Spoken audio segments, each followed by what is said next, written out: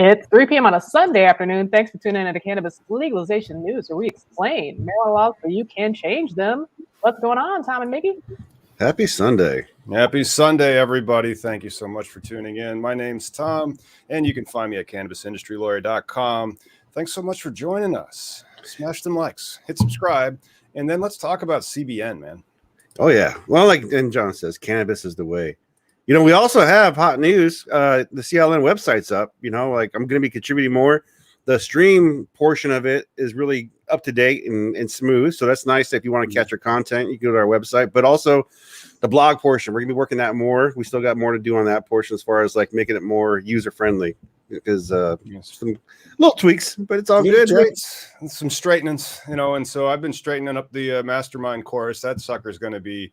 I'm just going to start selling it. I mean, like, so we have some people that are working on our CRM and our funnel building. So that'll be rolling out. It's exciting times. Well, yeah, man. And CBN. CBN. The cannabinoid CBN might be a cannabis industry surprise hit. MJ Biz Daily. Mm-hmm. I mean, how big are you on CBN? Like, where are you at? So somebody called me last week. That's an operator out of Oregon, and I might be signing them up to do certain amounts of compliance review and analysis of their products that they're offering. But CBN, and when we went to the Green Revolution in Seattle, or actually it wasn't in Seattle, but you know, adjacent to Seattle. That had a CBN in it. So we still have some tincture of CBD, CBN, and THC for sleep.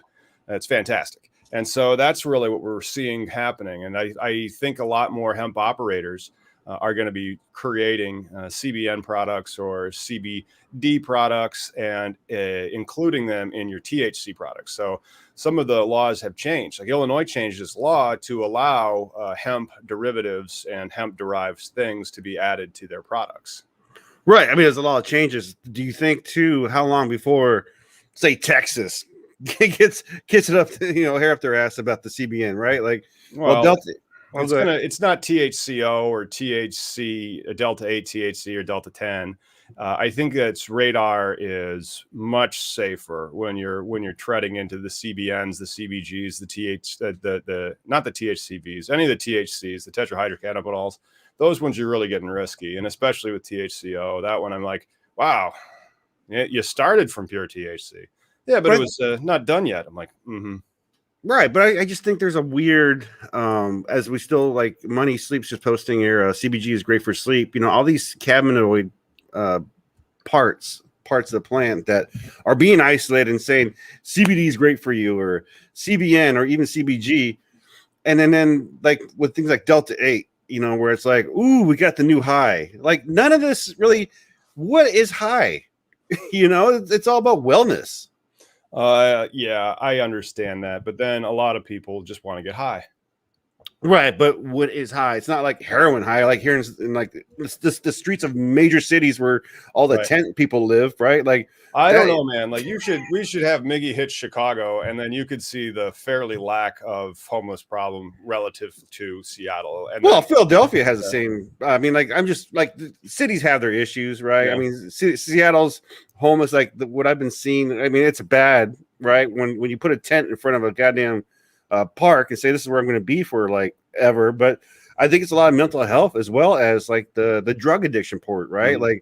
Like when I say high, when we say cannabis high, it's not like we're all like, hey man, I'll suck your dick for your fucking weed. No, that's never happened. No, that's never happened. I'll forget to smoke weed if somebody doesn't offer it to me. I'm like, oh yes, I should smoke some of that stuff. It's fantastic.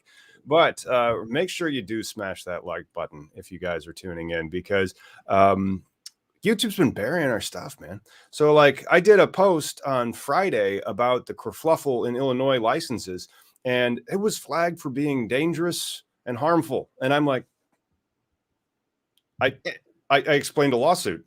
I didn't smoke on camera. I didn't curse. I explained a lawsuit, and I'm like, what? It's like you're the new minority. Being online and just mentioning cannabis is already going to get you squashed, and there's going to be no way to get recourse from it, right? Yeah. Thanks, Chad. Give that smash. Give those likes, because we're trying to change the conversation. We're trying to, enlighten about policy, and at the same time, we're trying to bring a little enlightenment with the culture and just little levity as much as you can when it involves incarcerations and asset forfeitures and tax policies. It's so sexy. Yeah. And then see, people are making, especially the hemp extraction license. So if you had a hemp extraction license, I'd be looking into the CBD, the CBG, the CBN, anything that just doesn't have THC in it, just because you don't want to be skirting those issues if, the feds decide to start enforcing that aspect of the law. But I think the CBN one will probably be fine. And CBN is short for cannabinol, or CBN. It's a mildly psychoactive component found in cannabis, which is a strongly active THC creation. So it's derived from the THCA. CBN is created when THC oxidizes into CBN. CBN can be used to effectively as a sleep aid or sedative. Of course, you know what the rule is for an herbal supplement: no claims. Yes. So people report that this is good for sleep, and not you say that it's good for sleep based on clinical studies. Don't do that. But it's interesting, as when I see it, the tincture that I have some CBN is like sleepy time tincture, and so they are using its relaxing, sedating, making you go to sleep properties as something that they're selling. And that's going to be a continued issue. Like, how do you market things compliantly, even if it's a legal herbal supplement, Well, yeah, I think that's going to be a huge issue for a couple of years. And we've dealt with this already with cannabis, between social medias getting flagged and YouTube channels taken down, obviously flagging you before even just being like next to it. Like for whatever reason, having a pot leaf on your t-shirt is going to like get you kicked out of Disneyland. Like, yeah. Hey, this is a family establishment. Take that flower somewhere else, sir. Exactly, right? We got this great ignorance and hypocrisy that follows the prohibition. This is something that is enabled by prohibition, the ignorance. Yeah, well, that's another reason why the censors are they're frustrating, and we have to play by their rules. They have the largest pipes. They're the largest game in town. We could upload to WeedTube and we can try that, but that's just, is there an API that, so like, when we use WeedTube and just be putting it right into that, or probably not, huh? Well, that's the only thing, right? That's my beef with like the up and comers, right? It's a pretty solid platform, but again, you can't go live on it. You can't, again, you have to take your moment. I don't know how Josh does it from the Talking Hedge.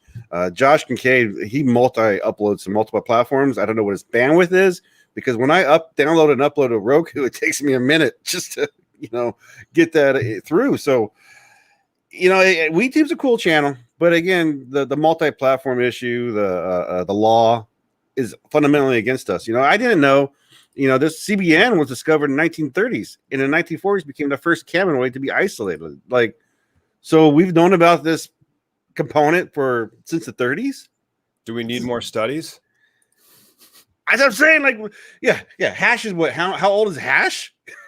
Yeah, there are only 7 CBN products in those states from a year ago, but that number has grown to 55 in the second quarter of 2021, up 20% from the first 3 months of the year. And so if you're a hemp producer that has questions about these lesser cannabinoids and their compliance issues, don't forget to get at me, a cannabis industry lawyer, and let's talk about how we can even enter the CBNs and the CBDs and the lesser cannabinoids that aren't the THCs into the product offerings that craft growers are able to do. But that's really cool, having like the whole kitchen sink. If you have a THC license, I don't see why you wouldn't do that, Well, I think if you have a THC license, though, you're already in a market that you can just grow a full plant. Like, yeah. The headache of trying to push, that's one of the things here in Washington State that where they allowed the hemp products to be infused into our, regular recreational cannabis products. It kind of blows my mind that they allow Delta 9, extracted from different levels of hemp, which when hemp doesn't have seed to sale tracking, they have an unfair advantage over the cannabis farmer, which is way not cool. Yep. Shout out to Florida. People watching from there. That's what Publix is, Miggy. I'm not sure what Publix is. Oh, well, Publix, I know them because they funded against. They paid money to fight against illegalization.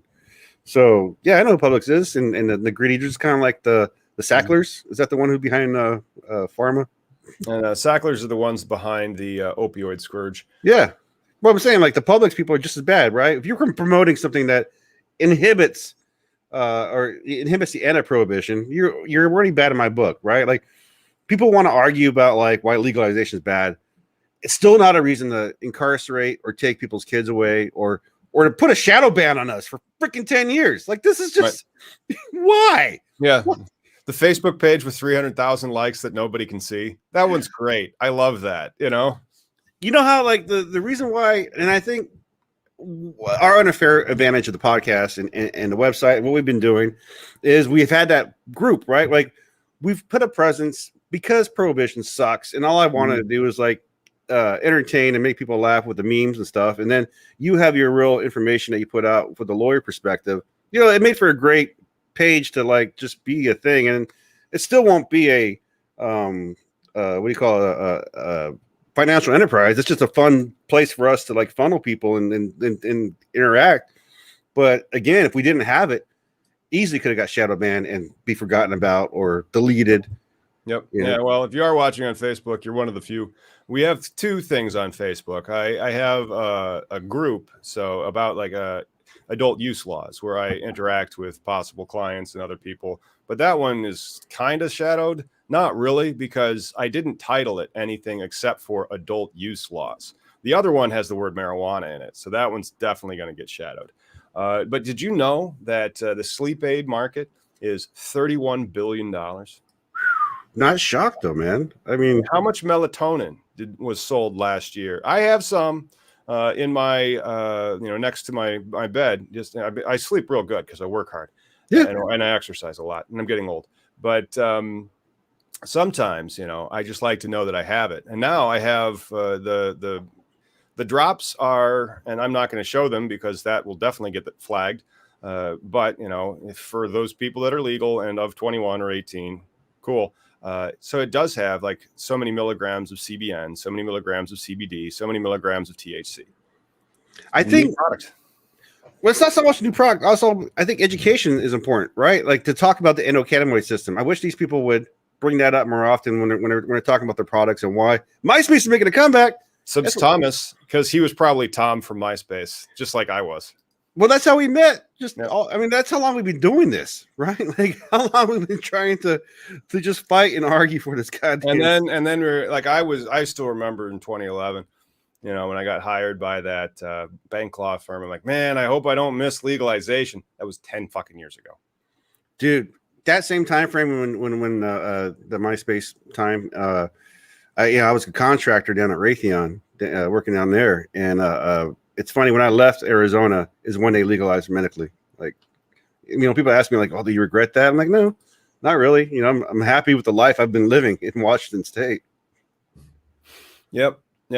Well, I think that CBN is going to continue to take market share in the sleep products in the future. And New York lawmakers, big news out of New York, and you're seeing the shape of New York. And in the mastermind course that I'm doing, I just did one on like the team. And so your state is a member of your team, whether you like it or not, because you can only get the license if the state says you can have one. But right. New York lawmakers approved Governor Key's marijuana regulatory appointments to, quote unquote, jumpstart the legalization, according to Marijuana Moment. The newly inaugurated governor of New York, Kathy Hochul, actually, I believe it's pronounced Hochul. Yeah. Going to need to know how to pronounce the governor of New York's name. Says that she wants to jumpstart the marijuana implementation, and she took a major step on Wednesday by making two key regulatory appointments to oversee the state's cannabis market that were quickly confirmed by the Senate during a special session. Fantastic. And so now let's get some regs, New York. We just had some regs in Jersey. Well, I'm sure that'll happen. Hochul said in a press release, one of my top priorities is to finally get New York's cannabis industry up and running. This has been long overdue, but we're going to make it up for the lost time. And a lot of that has been because of like the corporate dollar type, right? Like the murder was trying to like give the best access. But again, you're trying to create a regulated market for a plant that has the biggest fear mongering about like everybody's going to get high. I really hope that New York is a lot like a Michigan rollout where it's just open for business And it looks like New Jersey's going to go this way too. It's just open for business, but then the municipalities have the ability to say, we don't want it yet. And then every election cycle that goes on, more of Michigan and California runs this way too, are legalized, and they have individual license windows that come up. And that's one of the reasons why your community is so integral in your cannabis application package. And so as I'm talking to people and we're signing people up for the priority stuff in New Jersey, we just really kind of like have to screen them and be like, I know that you want this application, but this is who's going to get it. Are you this person? Yeah. I mean, there's as we talk about each time we do a show about like so-and-so got busted, or, the shocker for the influence that was put on, just like Trulieve, right? They got through issues about, how they put their foot in Florida and also in Georgia now. So yeah, there is going to be this unfair, and it's kind of accepted and known advantage to a lot of these big MSOs and people with deep pockets. You got to definitely screen them out, unfortunately, but also now's the time for them to start getting activated, right, with New York and New Jersey, because they're starting to do everything, get the processes out. So to get to that market, I mean, there's on Twitter, somebody posted the other day about how, like, if a creepy MSO held an event, would you go to it, right? And, there's a lot of people like, hell no, I wouldn't go to it, or I wouldn't do anything for it. But if a lot of these events, if they give me a booth to help out prisoners, I'm going. There's only so much that you can do. Miggy, if you want to get on the trade show circuit and you can sit at our booth, and then I don't know if we got the money yet, and then we don't have the store open yet, man. We're trying to get the store open, and then we'll see how the money's come in. But, I don't think we can pay for your airfare to be flying around the country to be at this trade show. But, I'm just saying, like, booths never been an issue for me. Like, even when before times when there was a lot of events out here, because I would show up, a lot of it's out of pocket, or actually it's out of my company's pocket, because I'd use their printer to print out the petitions. I would use their cardboard to make signs for marches. You can use the company, like, Collateral Base will print a lot of stuff for the prisoners. Right. Well, I'm just saying, getting a spot in a lot of these events has never been an issue whenever I try to do something like that. And that's the thing, is like, we have to kind of get past, like, all right, these rich fuckers are going to exist no matter what for a long time. Like, no matter what industry you're looking at, that top heavy corruption, I imagine it's messed up beer stuff. It's going to be happening at the municipal level. And so, like, that's really what you start reading tea leaves now, because it's former New York Assemblywoman Tremaine Wright is going to serve as the chair of the Cannabis Control Board, and former Drug Policy Alliance, that is the DPA, shout out to them, staffer Christopher Alexander will be the executive director of the state's Office of Cannabis Management. What are their goals? Where do they come from? Who are these people? What are their motivations? You understand those things and their vision for what they want to do in the state of New York? That's how you put together a team that wins, Yeah, people with past experience. Woo, 420. 420 somewhere. Woo.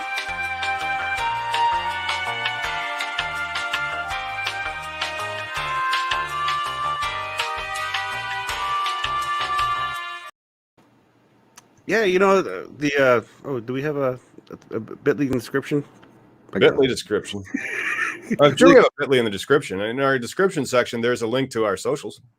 There we go. I usually we have a script we try and go by because it's easier to have structured conversation. Right. So, in case you didn't know.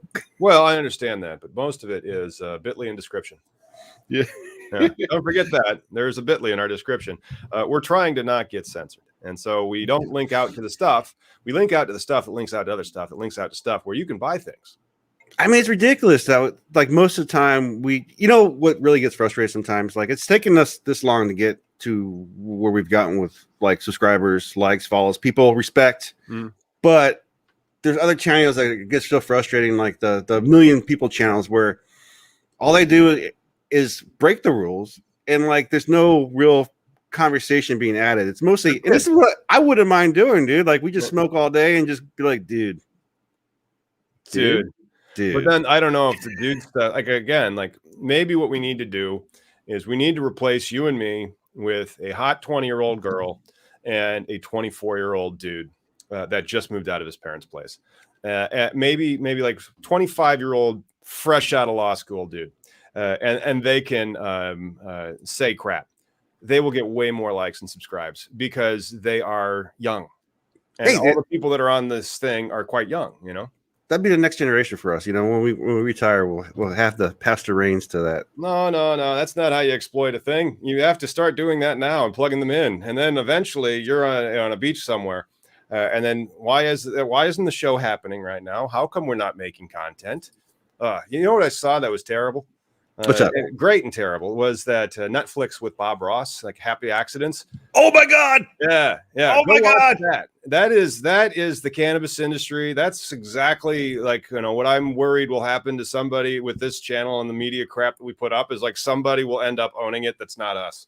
Well, well, did you see how in the beginning that couple that he was involved with, they were like former CIA people, like they know shit. They know how to control, manipulate people. Exactly, like third world culture world, like let's just mess up Panama. You know, yeah. No, I'm glad you mentioned that one though. Totally, just like the cannabis industry. But meanwhile, news: Leafly launches an app marijuana ordering option after change to Apple's App Store rules. So now Leafly's now part of. Leafly's complicit. How come Leafly's getting press and Geek Wire and we're getting shadow banned? Because on Leafly you can order weed, and you cannot order weed on this show. If we discuss prices, if we discuss amounts, we will get flagged 18 plus. I hope that, you know, we aren't going to get flagged 18 plus for reporting that Leafly is going to start accepting payments for weed purchases on its app. That's a wild word if you think about it, man. Weed Maps, Leafly, it will do cash transactions, and then you and I are just constantly just being flagged for dangerous content where I explain a lawsuit to people, and I don't really curse. I don't make any threats. I'm just explaining a possible lawsuit to people. Two stoners, one bong. See, that was a title I thought about there, Michael. Thank you for joining us. Yeah, actually, it was one mic. It was two dudes, one mic, right? And then I told him no, but then I also mentioned, you know, like half of our audience probably can't remember that 2 girls, 1 cup bit from 20 years ago. Don't Google it. Do not. Do not. And wall holes aren't meant to be blue. Right. Apple previously prevented apps from directly facilitating cannabis orders. That meant users of Leafly, which helps people shop and browse cannabis, had to complete any orders on a mobile web browser, which of course was a terrible user interface. And now I'm going to go download my, what is this, Leafly? I'm going to download Leafly. I'm going to download some other ones, because if you're a retailer, where do you list? Do you go to Dutchie? Do you go to Leafly? Do you go to Weed Maps? Do you sell on all 3? Are you allowed to sell on all 3, or will one of them say, no, you can't do that? You have to pick a lane. Well, and I know there's a big problem like with Weed Maps as far as like the pay to play. Like I know a lot of people had problems with like, you know, small to large, and then they asked some ridiculous prices to be a part of their program. So I know like Yelp, you know, was part, but they're not going to do the transaction part yet. So and then what was it? Multiple apps besides Leafly. Ease was another app that took advantage of this. Mm-hmm. So that's kind of cool. Yeah, I didn't know Weed Maps charges a ton to be listed. I see. Well, and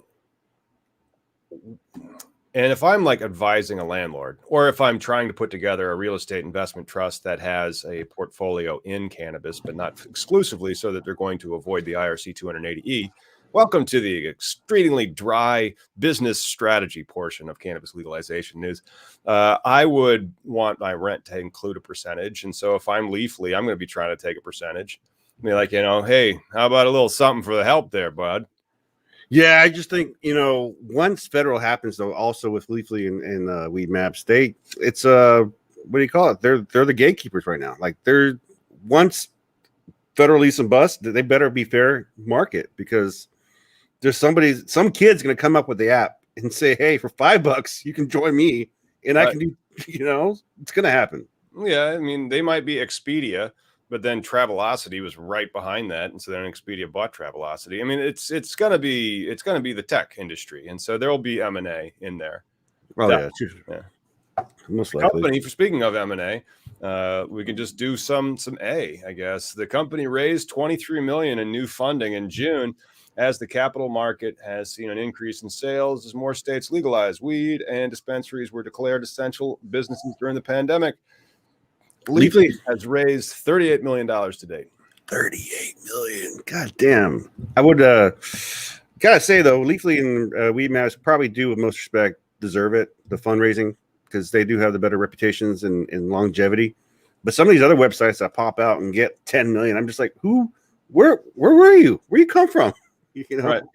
Well, they're going to happen. There's going to, now that if New York is an open state like not Massachusetts, if it's an open state like Michigan, and same with New Jersey, it's going to be years of this market just growing in those states. And if they do it that way and they start taking applications in a rolling fashion, giving priority to social equity applicants, as soon as they get that license, money's going to be like, hey, come here a minute, come here.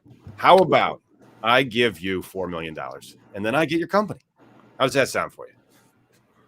But it kind of already happens now, right? Like people make a thing, it gets successful. I've known many people who've, like in the early days of legalization, sold out, and not sold out thinking like, "Hey, man, I'm gonna be done with this." But they sold their thing that they created, website, and then the people who took it over didn't match their dreams, and now you're like, "Shit!" Now I don't have control over the thing that I thought I did, but now I have an extra 100K or whatever. What good is that going to do you? Fastest way to wealth is to go public. I still cannot wait for the massive weed IPO speculation spike of 2024 or whenever the heck it happens, where you are, I mean, like just like the .com boom, same thing, but for weed. I don't think that thing's there yet. There's just not enough teams that are out there that can go get listed and then build a better mousetrap. I mean, like, is Cookies listed yet? No. No. Cookies is listed. Then I'll be like, damn, Burner, why do you even rap anymore? What isn't the thing right now? SPACs. That's the kind of the thing for cannabis. It's the only option. New news. SPACs are out. And so like SPACs are just deflating really, really hard right now. And there's a lot of people that are getting out of SPACs. And so like a lot of the targets that they acquired are going to get reversed. And so that was just on CNBC last week. They're saying that there might be regulation coming for SPACs that's going to change how that game has been going. Well, because this is going through a SPAC for Leafly. You know, the cannabis change should provide a boost for Leafly, which is set to go through a public SPAC deal announced last month that will value at $385 million. $385 million. Nice. No, I mean, the SPAC deals, they're still out there, but the rules on them are changing. They're almost going to be treated as investment vehicles or investment companies and be regulated slightly differently. And that's one of the reasons why they were used so much, because they seem to be like a loophole around something. And so they were using them until they aren't. And I mean, if they're still trying them, they're on the decline. But and again, SPACs are above my pay grade because this is a rich man's game at that point. I'm more into the rebel. Yeah, but shit, you're holding like 5% of that before that sucker goes public, and then it's public at $385 million. What the heck's 5% of $385 million? It's okay. But to even get into that involved in that SPAC first, you're talking about six figures that you can just say goodbye to for a while. Man, no, you know me. I'll get you into that one of those. And then we need to make sure they're all GMP certified. And if you're our guy that's going to be able to certify that GMP, because that's going to really fuck with a lot of the operators. I'm sure some are probably already building. I mean, like, they have to be. Otherwise, they're just really dumb. I mean, I bet True Leaf isn't. Well, anybody has plans for federal involvement, right? Because this is just going to be another commerce requirement, which, we have the experience to prepare people for. But meanwhile, would-be marijuana growers flood New Mexico with nearly 900 applications, MJ Biz Daily. That's right.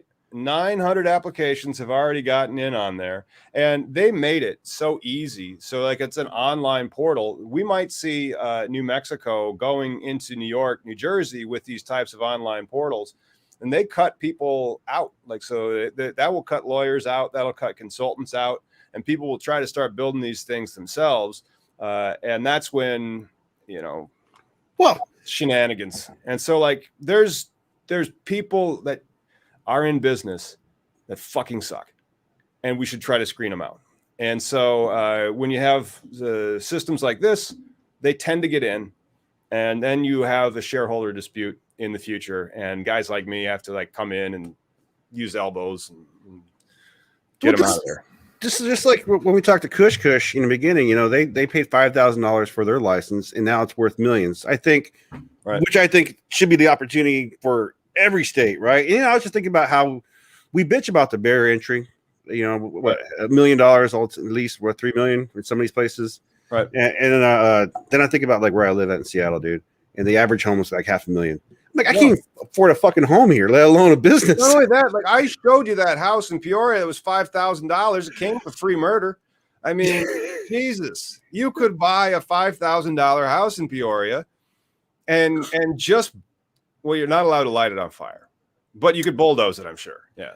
No, I mean, I love where I live. It's so, yeah, there's, but I think in any place you live, there's something to bitch about. But I enjoy where I live for the fact that I'm not a suspect, like for the criminality for the most part is treated the way it should be out here, but because I think prohibition, which kind of doesn't exist here, and except it's not also extreme hippie land as well. It's quite the conundrum of things. So, well, I mean, it's still just awesome that New Mexico is open for business, and I hope to help people out there. They are going to they plan to approve as many applicants as they can, and they have to meet certain criteria, including access to water or water municipality rights. And so far, it has to be 300 feet. That's the setbacks from a daycare or a school. Not every state has the same setbacks. They really don't, so you have to check them. And then you might have different setbacks at your municipal level, so you have to check those. But once permits are approved, cultivators can start growing up to 8,000 plants, depending on the license type. And that's a deluge of applications. So that cannabis shortage will be gone by the time New Mexico's adult use market launches in April of 2022. Hopefully, it depends on how quickly you can get built out and open for business and like get the girls in the ground and then start flowering them out and get dialed in. But I'm impressed with their license application turnaround time though. Well, when you make it open and a lot of the stuff that you can pre-qual for in Michigan is also like that, where you can just start doing it online, but then it gets very complex and confusing because the states start asking for like very specific types of documentation, most of which these people don't have. And as a result, that's when they would have to go hire somebody like myself to help them put together those plans and for demonstrating the statutory compliance. I'm just wondering what their application does look like, because if they're saying that it's a web portal, and so like we don't have a copy of the application. If I was going to start doing a video about how to apply for a cannabis license in New Mexico, it really sucks that I'm not a resident in New Mexico. Otherwise, I'd be able to like just start the application process myself and walk everybody through it. It sounds like though it's just like a residency. I mean, if you know your results in 4 to 5 days, if you're going to have a business or not, opposed to a KPI where you have to wait for the lottery. Yeah, that sounds like pretty amazing to me. It is, but then again, the problem then becomes those pieces of shit that are in business, they're everywhere, aren't going to get screened. Right. But again, sometimes capitalism has to like work itself out, right? Like people are going to have to you're gonna basically Miggy's basically saying you're gonna have to get taken for hundreds of thousands of dollars in business and burned so that you learn about it and you learn the type of person that you should not have in your company. And those people are thick in business. I mean, like 1 out of every 3 businessmen that you meet probably is that guy, especially in cannabis. Yeah, well, especially in when you lower the regulations like that. So when you do like these screening things, like in Illinois, where it's like, oh, that guy, oh no, fuck that guy, he ain't getting a license. Yeah, well, and I don't think the portal thing. Well, we'll see how it plays out. I mean, they might be fair. Who knows? I mean, what does fair mean? Like, what's the standard? How are they going to regulate who gets a license and who doesn't get a license? If it's just going to be anybody, including people that shouldn't get a license, how well regulated are they going to enforce then? Because that guy who cuts corners and steals from people is now in, and so with the screening process, if it's like we're only looking for these trustworthy people that we know from a state level are going to be compliant operators and not cut corners, not pay people off to say that their product is 42% THC, that type of stuff, Yeah, no, I totally get you. Right. I don't know. I just see so much unfairness and wackadoodness in cannabis when it comes to like, it used to be when prohibition was the majority of the country, and then there was a culture. I think there was more of an understood like bottom line, no shit. You screw me over, there's a reason that I'm allowed to hit you hard. Right. But now we're getting into this regulatory side of things. It's like, I can't hit you. I got to take you to court. No, before you could kill it. Well, it was cash, illegal, reputation. You can't go to court to solve that problem. Now it's you have to sue me, and so when you have to sue me, that's a lot more theft happens then. Right. And seed to sale is good for that. Seed to sale is great for it. It really is. But then, you get partnership disputes a lot in this industry. Seed to sale is good for it if it works. I saw Chad ask on Instagram if we're going to talk about the Washington State new transaction of seed to sale tracking. I think it's shit. I mean, like they're just going to a new program. Why? Because the last program didn't work. And it shouldn't be that complicated to create a program of like 10 pounds was grown by this plant. I don't know what the breaking of the system is going on with our system for seed to sale tracking, but the fact that it hasn't worked properly in probably 4 years tells me like how good is it needed for the regulation for the commerce, right? For the business themselves, seed to sale is important because they want to know how much they just gave you, right? I'd be mad if my employees were taking 10 pounds from me, but yeah, it only helps the company itself. It has nothing to do for overall like regulation, right? You're not. No, it does. It's all about the tax collection. Yeah, seed to sale is all about the tax collection, and then also it's all about the adequate supply of measuring the amount of medical cannabis that's in the system. So when you have seed to sale tracking, you know what the supply is, the legal supply, and then taxes, but also compliance for the state. So the state wants to make sure that the cannabis that's being grown was tested and pure and all that, and so they have control on that. Does your state tax medical? It taxes it differently. But it taxes it less. And so if I want to buy an eighth, it's $60. But if I want to buy an eighth in adult use, it's $60. But then by the time I walk out the door, it's $85 because they put the taxes on top of it. Do they tax any of your other medicine? What do you mean? Of course not. Like they don't like, but there's a different statute. So like in Illinois, the medical is probably taxed, but they roll that in to the price that they pay to the consumer. And the consumer's been paying $60 an eighth for the whole time, like 4 or 5 years. Damn, that's so bad for patients.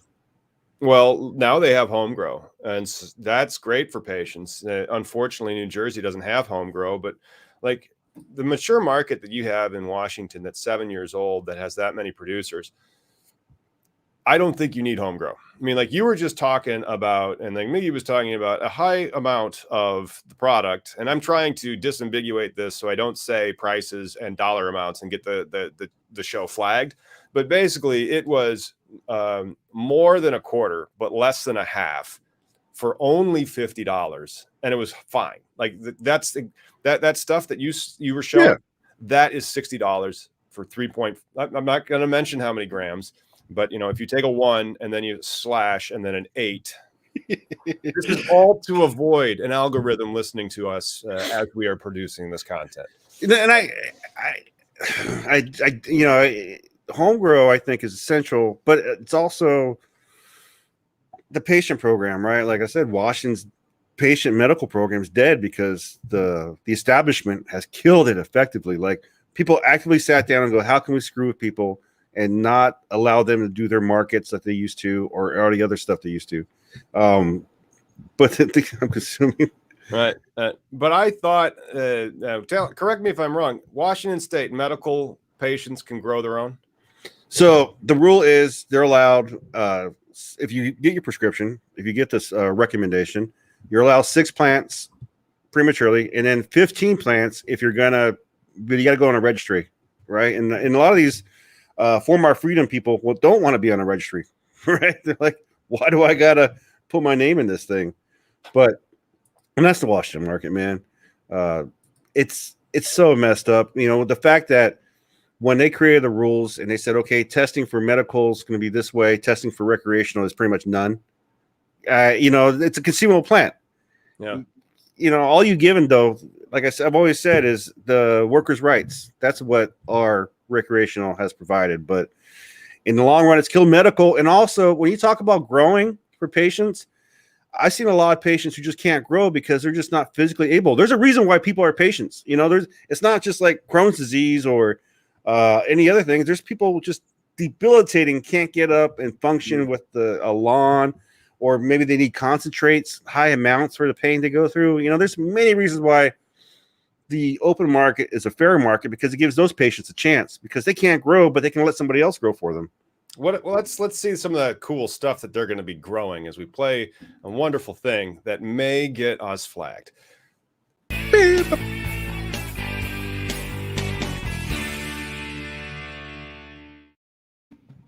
On my diatribe. Ooh, look at that. Yes, that looks like a golf ball if it was made out of heaven. And so a nice little heaven sent golf ball. That's a fairly decent hint on the actual name of the strain itself. And look at the sugaring on that stuff. It looks like somebody accidentally dropped something sticky into a bowl of sugar. This has been my go-to for the past month now. I've been really getting a lot of gassy hits from it that helps my asthma. I feel better when I'm breathing it. Well, that size of and the shape of that nugget is indicative of these types of genetics. We will get to that in a bit. Let's talk about what happened when a formerly incarcerated people in Ohio are learning to grow cannabis. So isn't that neat? Ganjapreneur, an Idaho cannabis company, is partnering with an organization that helps formerly incarcerated people transition back into society to train people convicted of cannabis crimes on how to grow cannabis legally. Nice. Ooh. The partnership between Rivera Creek and Uniting Returning Citizens aims to help ex-convicts get jobs in the cannabis industry. Nice. Gardening, this can be a great, I wonder if they're going to get like a certificate with it, or there's not many schools out there, right? No, there's not. And shout out to Greenflower. They are actually partnering with a lot of the educational establishments to develop curriculum. If there is a curriculum going in at the local community college, I should probably try to get involved in that. I remember contacting them earlier, and then they never got back to me. Our curriculum here just says it's not even more about the plant. It's like, okay, here's what you look for testing. Like, it's not a very in-depth. It's like a check mark that these guys made. But Dione Dowdy, who runs Uniting Returning Citizens, said 2 firms are building out a cannabis hemp hydroponic school. Oh, goodness. Mm-hmm. That's a hydroponic school and so it's great that, the State Criminal Investigation and Bureau of Investigation will vet all of the potential employees that will be there. And the funds come from a $200,000 Hawthorne Social Justice Fund grant, and 10 formerly incarcerated people will go through the 18-month program. 2 people have already started the training. I'd say 18 months is a good amount of time for cultivation training. Think about how many runs you'd be able to get in. So if you're going to do a harvest every 9 weeks and turn that room, you're going to be able to, in over 18 months, you'd have to convert months into weeks and then divide that into 9. You'd see a lot of runs, and you'd see a lot of things go wrong. For example, magnesium deficiency when your reverse osmosis machine in the prairie doesn't work. So the tap water is just the same as my reverse osmosis water. And so been killing the plants. No. Sad. But then at least it's like, I mean, we've got the pens out and tested everything. And I'm like, that plumber still charged us, but then that's how it is. Like whether you're hiring a plumber or whether you're hiring a lawyer, you're paying for their time. And expertise, you would hope, right? Like, nope. Just their time. Yeah. Just their time. But shit. Not according to the leak under our sink and the backwards installed reverse osmosis machine. Don't call Dillon Plumbing in Peoria. But with that window, like you're saying, I know ideally you would think they're going to get like a bunch of grows underneath the belt. But I'd imagine with that kind of curriculum, though, it's going to be what's the average turnaround? Like 3 months, right? Like 3 months from seed to harvest. No, it's going to be more than that. But like if you're doing if you're flowering, so you're just always in flower, and then so it's 9 weeks, and then you're feeding it with a very sophisticated veg system. So you're always vegging out, and if things don't make it into flower for whatever reason, it doesn't matter. You're able to keep that flower room stacked, and so like you'd have them vegged, you take them from clone and then put them into veg for, I don't know, 6-8 weeks. So you're always just having enough that's ready to feed those flower rooms. Right. But I just think that the education process, probably the first 3 months, you're going to be learning about soils, seeds, like there's a whole, lesson learning first before they get their hands in the dirt, I would imagine. Well, maybe. I'd hope not. I hope that they just kind of tell them like, okay, welcome to growing. Let's go to the moms. And so we're starting with clone cutting.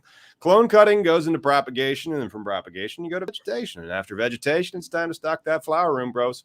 And so they're just walk them right down the line and then show them how everything works. Make sure everything's checked off and dialed in. Yeah, but at that point, you're just creating automatons that are just going to walk in and be able to. You're not creating automatons. You're creating fundamentals. And then from the fundamentals, then you can get into like pheno hunting and all the other really, really advanced stuff after they've gone through about 18 months of runs. So that would be harvest after harvest after harvest. Every 2 months and 9. That would probably be about 7 or 8 harvests. That would be good. Yeah. Chad says need to break the law. Yeah. You need to learn the rules before you break the law. That's right. There you go. Right on. So 200,000 grand. That's awesome. How about this? Cops brag about stealing man's weed and pocket change after he called 911 for a tree on his home. Man, I hope that you trolled the police on this one, Mickey. So this one is awesome because they're assholes, but they deleted the post. So apparently they got enough heat where they're like, you know what, this does not make us look good in Kentucky. So they deleted it. But free thought. And this again, folks, when you're out there and you see these things, go ahead, send me an email, tag me. I will see what I can, especially screenshots. So just like these guys deleted their freaking post, it wasn't screenshotted, but they caught a little of the story here. In spite of the fact that weed is legal in well over half of the country, the drug warrior predator class still viciously enforces the war on marijuana, ruining and ending countless lives from coast to coast. So this gentleman called the cops about a tree that fell onto his property. The Glasgow Police Department, Kentucky, is feeling the backlash on the internet this week after they took to Facebook and bragged about robbing a man of his weed and even his pocket change. Ugh. If you hear something like that, I want you to go ahead and report it over at cannabislegalizationnews.com. That's right. One of the problems with our channel is that basically everything gets flagged as age restricted, including this video that I did, and I think this one that you did. This one was also flagged. It's just ridiculous. Yeah. And so when you see that, and that's what that means.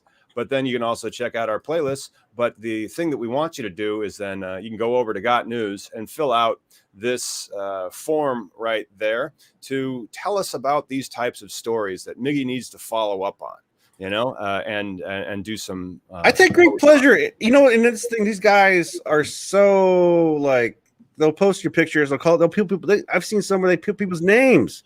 Like name drop. So for this post right here, the department posted a photo of their stolen loot to their Facebook page, along with the following caption: on 8/31/2021, the Glasgow Police Department responded to a complaint of a tree that had fallen on a house on Sporn Way. Upon arrival, officers made contact with all the occupants of the house to make sure they were safe and determined that there were no injuries. Ooh. Officers received consent to search the residence to assess damage and locate in plain view marijuana scales, grinder, and money. I mean, I wonder how much in plain view this shit was, because, they might have smelt a crime is what I'm thinking. So Timothy Gunn of Glasgow, Kentucky was arrested and charged with trafficking in marijuana, 8 ounces to under 5 pounds.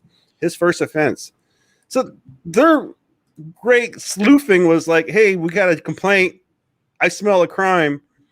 I mean, who was saved this day? Who was protected? What? Absolutely not a goddamn person. How is Kentucky better? Because and then the cops delete the post. Yeah.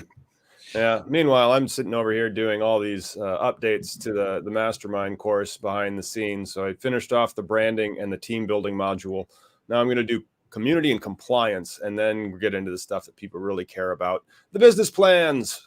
So do stop over, though, at cannabislegalizationnews.com if you got news. So I was thinking for the compliance video that I work on, I'm going to make it a little like interactive and sexy. Like I'll wear a button shirt and be like, all right, compliance number 1. Did you hear those ISOs that they were saying in that one BDS or BSI webinar? Did you get to hit that webinar? No, I missed about to watch the cap. My mother-in-law's in town, so things been getting sidetracked. Well, go watch that, because they were like naming the ISOs that you would need to be passing the audits for. So Miggy will help your cannabis companies hit the audit right, which is really, really important, because when we go, sexy compliance, that's right. When you go federally legal, you're going to probably have to compete with the GMP. And so GMP is in Canada right now. So if you're going to be in extraction or manufacturing, GMP certified facility. You're going to have to meet federal requirements, and I've been doing this for over the past 15 years of doing manufacturing compliance. So I can definitely, and that's the thing, I'll work on the resume or the presentation why you should believe me then. Well, that's great, and then I'll figure out how to price it. Yeah. Hey, does anybody guess this? This is like just, it really is a gift from a very powerful entity. Contains flavors of grape, citrus, and hash. That gets back to its Afghani or its indica roots, I would imagine. Sounds good to me. It does. I really wish that we had excellent quality stuff like this in Illinois that was not $60 for popcorn. You guys, $60 popcorn. James Bond got Somebody get it, because we've been fairly obvious. Well, gets close enough. It's called God's Gift, is actually the technical name of the strain. God's Gift is, according to Leafly, shout out to them. They should really sponsor the show, by the way. An indica strain, I know they got $38 million and $385 million in evaluation. You can't sponsor, name that strain. An indica strain that became popular in California dispensaries and back in 2005, God's Gift contains flavors of grape, citrus, and hash. Its parents are Granddaddy Purple and OG Kush. I really want some God's Gift now, but I got this Dutch treat. We'll be all right. Actually, Dutch treat was kind of like the thing that I just got done with. It was called Sunday Driver. Dutch treat was one of the crosses of the thing. It had no smell. It had an okay effect, and it was popcorn budge. And so, it was not GTI's best work. Well, I've been buying a lot of popcorn budge because I'm a baller on a budget. On a budget. Nice. And that's how they've been coming. Like, a lot of these guys have been like, hey, man, for $40, $50, you get a larger amount, but it's all their popcorn buds. And I put everything in the grinder anyway. So at that point. You mean you're not just smoking the whole bud? You're missing out. You have to smoke the whole bud at once. I bet if we designed a contraption that got, you see, that's it. You can't do that, because people are weed nerds. It'd have to get it to just the right heat. I mean, they make those claims with vaporizers, though, all the time. I'm going to tell you honestly, dude. So I've only been using a grinder for probably 5 years. I've been using a grinder. Like, my first grinder was one of those big plastic ones, and I was like, what is this shit? I don't understand what I'm doing here. But then when you see how fluffy a little nugget gets when you chop it all up. Mm-hmm. No. Like, it is, for the past 2 years, I've graduated into the 3-inch grinders. And so I really recommend picking up a 3-inch grinder, not the dinky little ones, not the plastic ones. Those are fine if you're in a gas station in, Indiana and you got nothing else. But at home, you should have your own good grinder. This one's $20 on Amazon. They'll ship it to you. Nice. Yeah, I got mine for free from Raw. It's got Tommy Chung on it, but that was at Hempfest, like in the before times. Yeah, I missed the before times. But, I'm kind of glad that I haven't gotten the COVID haircut yet, simply because it's back. Guess what you hate, and only people that are that have oppositional defiant disorder haven't done it, and so it's back. Yeah. Well, we're going through stupid ass retarded anti-mask, like for school systems here. We had an incident down south here where the Proud Boys apparently chased over. Like, we just got idiots all over, but. Meanwhile, despite Seattle City Council, Amazon continues to support cannabis. The Fresh Toast. Fresh Toast is reporting, check them out. Over the past 3 years, Seattle City Council member Kashami Sawant has made it her mission to drive Amazon out of Seattle and ruin the hundreds of mom and pop businesses supported by their employees, including local cannabis retailers, which makes very, very little sense. And despite these attacks on the company, its headquarters, and even their employees, Amazon tends to lead the way in progressive policies. The company recently stopped drug testing applicants for marijuana and actively promotes its now cannabis-friendly workplace. Yeah. The company is calling on its contracted delivery services to stop screening all the drivers for cannabis. Nice. Next we can do is do truck drivers. I know we have a lot of truck drivers that pay attention and ask us, and unfortunately, the CDL and insurance companies right now ruin everything. But they really do. They really do. And so as soon as that goes federally legal, I think that those types of tests will be gone for CDL drivers. Yeah. Because seriously, you should. Can you imagine how frustrating that would be if your office was the highway? that would be stressful. That's the one person who deserves a chill. Like people who have this impression that like, you know, like I was joking about how like we do a podcast of just like, dude. And that's yeah, man. Thank you so much for joining us on The Dude Grows, man. Right? But like legit, like people are under this impression that like you can't function as a human being employee or, you know, like what would you do if your surgeon smoked weed?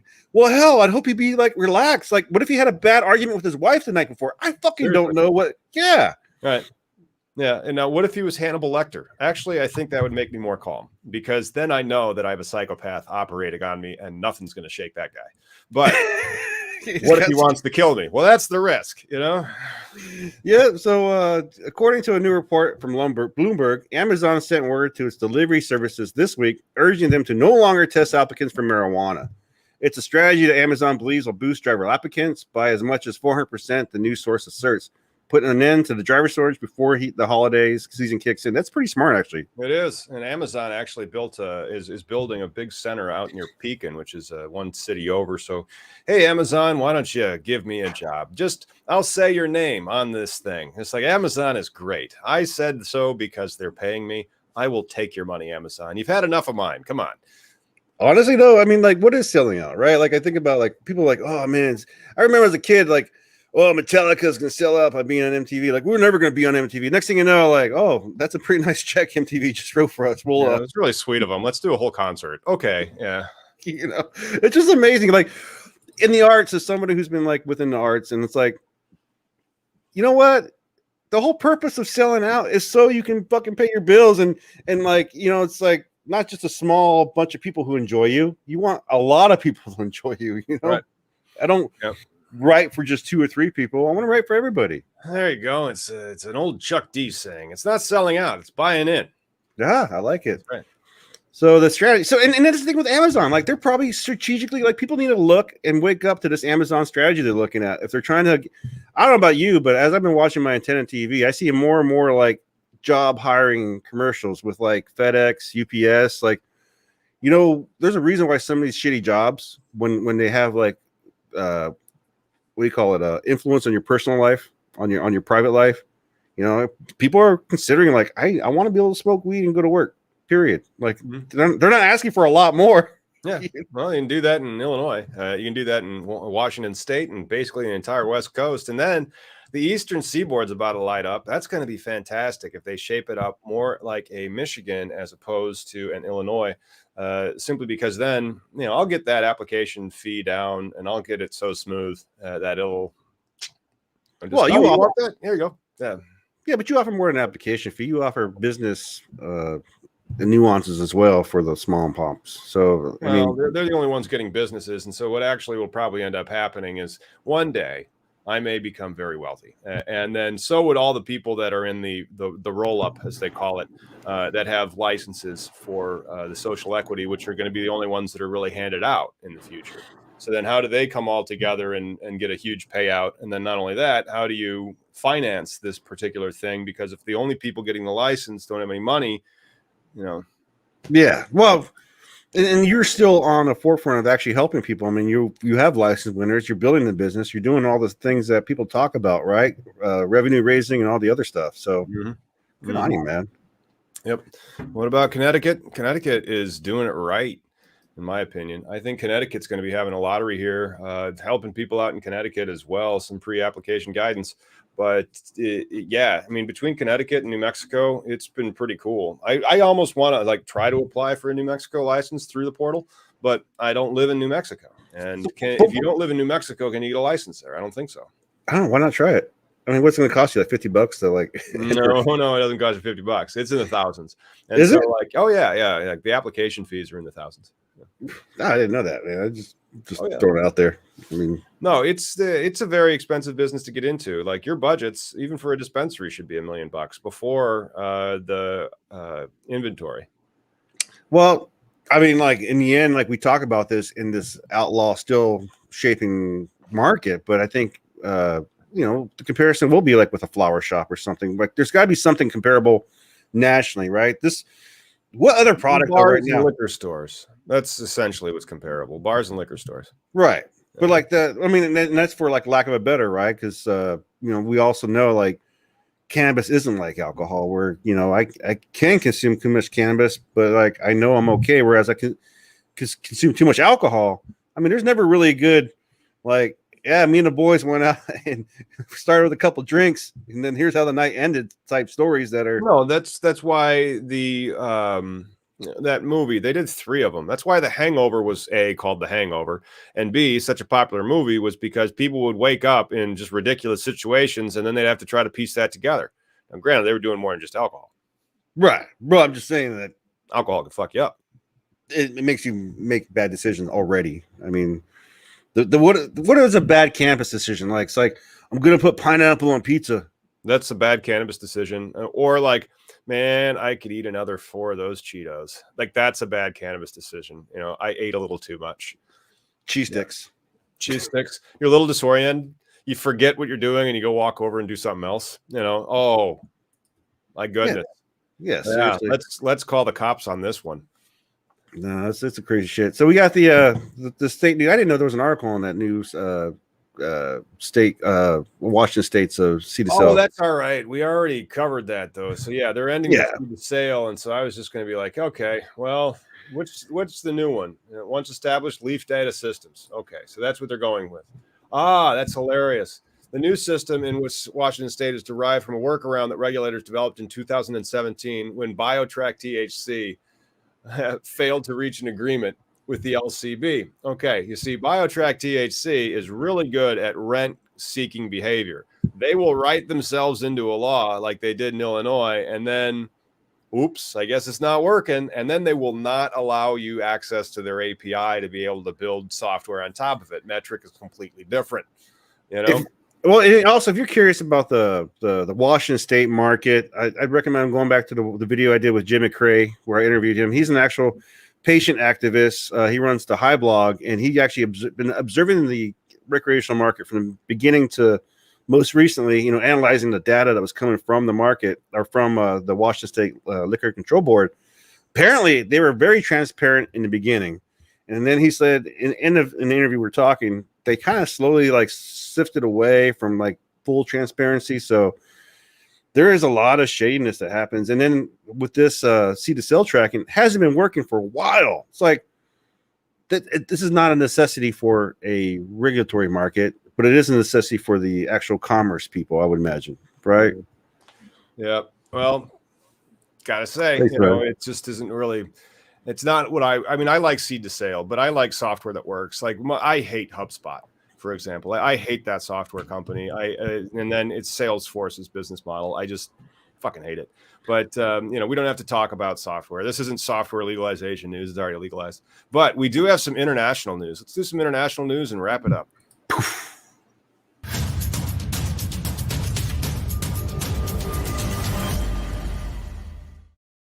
Panama's Congress approves medical cannabis bill in unanimous vote. Reuters. That means everybody. That means everybody. All 44 of their lawmakers. How often does that happen? Panama has 44 lawmakers. Panama's National Assembly unanimously passed a bill on Monday that would regulate the use of medical cannabis, making it the first nation in Central America to do so. Woohoo! Way to do it, Panama. And Panama also has a wonderful climate for growing cannabis. There's probably no shortage of great Panamanian cannabis farms that are out there operating and growing weed that they're going to then export to Europe because Europe doesn't really grow it. Like Germany just imports its stuff. Well, I was telling you how like Mexico has nothing but like brickweed. And I'm so sad of how this country has had cannabis in their life forever, and no one's taken a moment to like grow it better. Panama's going to be exporting out to Mexico, just like we've been exporting, our name brands down there, our Kushes and whatnot. I can see that. Well, I just got terrible news, everybody. What's up? The pool closes at 4:30. That's only 25 minutes from now. I was supposed to go to the pool after hanging up on this live with all of yous, whom I'm very thankful for joining us. But the bill now awaits the signature of the Presidente. Nice, dude. Assembly President Cristiano Adames held this bill as an initiative, citing multiple elements that can be treated with cannabis once the proposal becomes a law. I mean, good luck on you guys. Panama, It's gonna be lit. Hell yeah. Sorry, Tom, I didn't know you had a heart out. Let's try to get you over there for at least like 15 minutes. I'm not going to the pool for 20 minutes. I mean, like, because by the time I hang up, get over there. Now it's going to be 4:50. Now I have 15 minutes, and then every lifeguard would be like, "Really, old man? First off, get a haircut. Second, why are you wearing that shirt? It's a YMCA. Come on, Jesus, like But literally, Jesus, come on, you know." All right, well, that's going to do it for cannabis legalization news, guys. Thanks for tuning in. Make sure you like and subscribe to keep up with all cannabis legalization news. We'll see you on Wednesday.